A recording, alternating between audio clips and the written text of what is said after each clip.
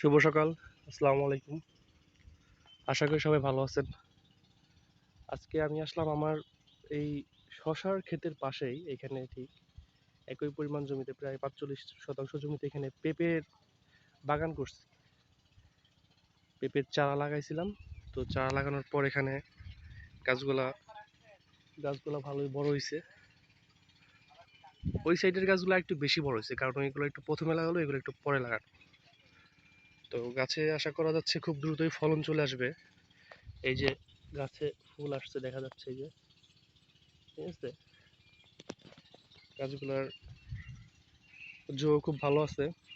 এখানে যে সপ্তাহে ১-২ বার সেচ দেওয়া লাগে। পাম্প মেশিন আছে আমাদের এখানে, মেশিন দিয়ে পানি দিয়ে দিই।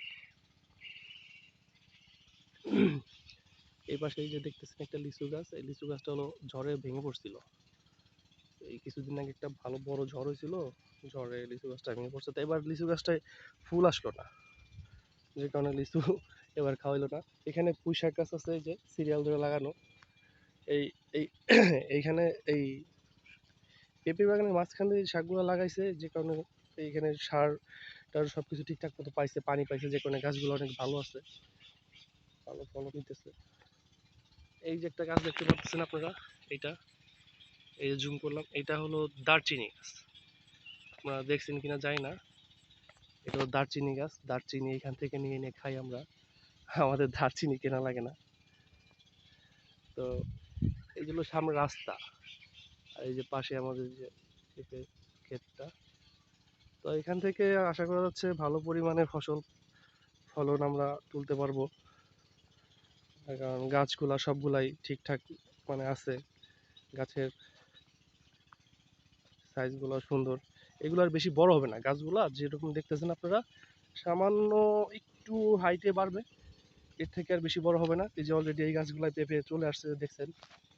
এই যে গাছটা বড় হয়েছে দেখতেছেন, এতটুকুই, এর থেকে আর বেশি বড় হবে না। এই যে ফল চলে আসছে আপনারা দেখতে পারতেছেন। তো এই ছিল আমার পেঁপের বাগান। তো আপনারা দেখতেছেন, আর এই পাশে শশার ক্ষেত। তো আস্তে আস্তে গাছগুলা মারা যাইতেছে, ওইগুলার ভালো থাকার কোনো সম্ভাবনা নাই।